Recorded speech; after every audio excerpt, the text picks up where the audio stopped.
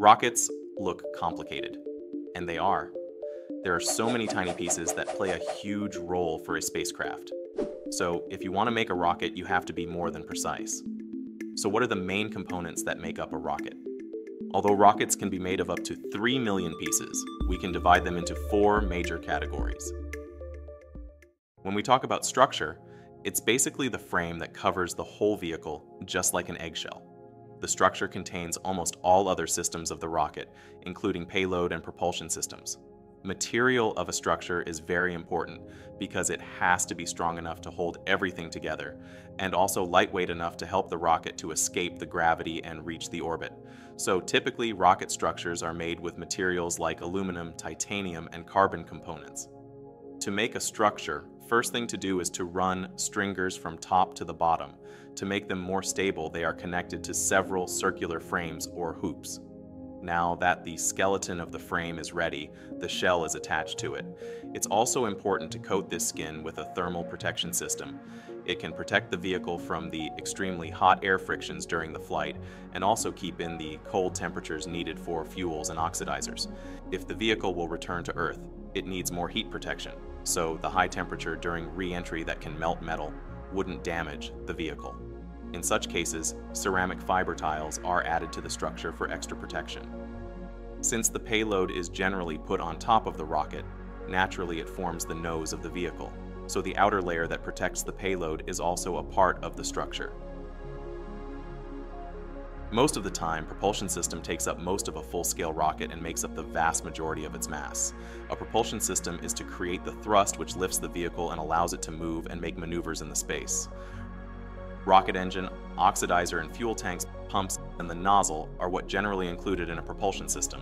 When it comes to engines, there are two main types we often see in modern rockets: liquid propellant rocket engine or solid propellant rocket engine. In other words, solid rocket booster.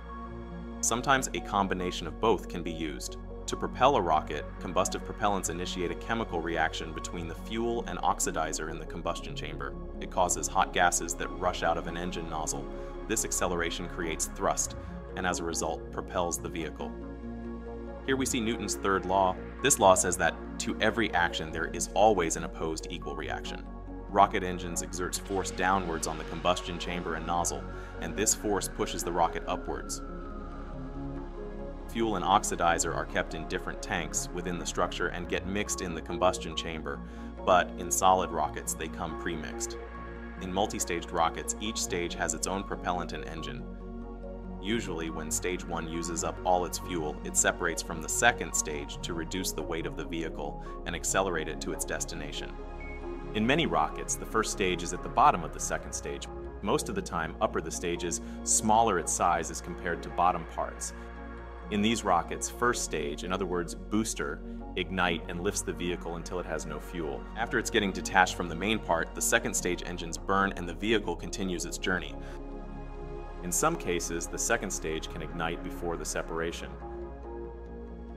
Also, sometimes rocket booster can be attached parallel to the rocket.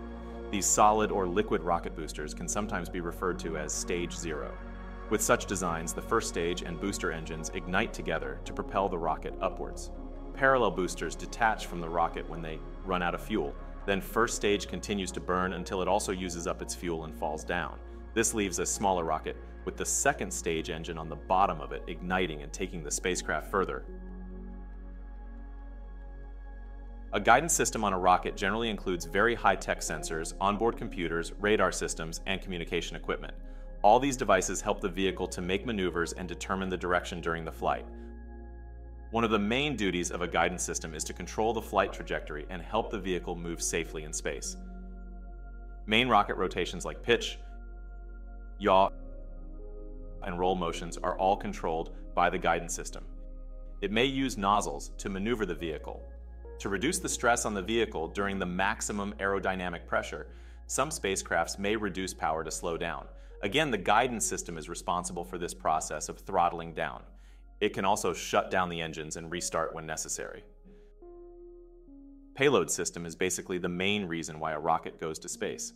Payload can change depending on the mission objectives.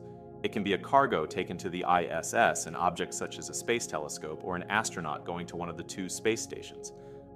Of course, a payload has no functional capabilities for the rocket's operation, but it plays a crucial role for the mission.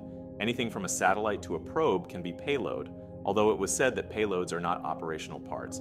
They determine so many things in a rocket. For example, if the payload is too heavy, then there has to be additional thrust to lift it. And to achieve it, solid rocket boosters can be added to a liquid propellant rocket. For example, SLS rocket used 2 SRBs to be able to reach the moon. On the other hand, SRBs are quite expensive and can be hard to control and reuse compared to liquid rocket boosters, so private space companies like SpaceX don't use them. Now you've learned about major parts of a regular rocket. I'm trying to learn rocket science as much as I can and figure out how rockets work. If you're interested in this subject, I will continue to share what I've learned with you. As I'm reading science books regarding rockets, there will be more detailed videos, so don't forget to subscribe.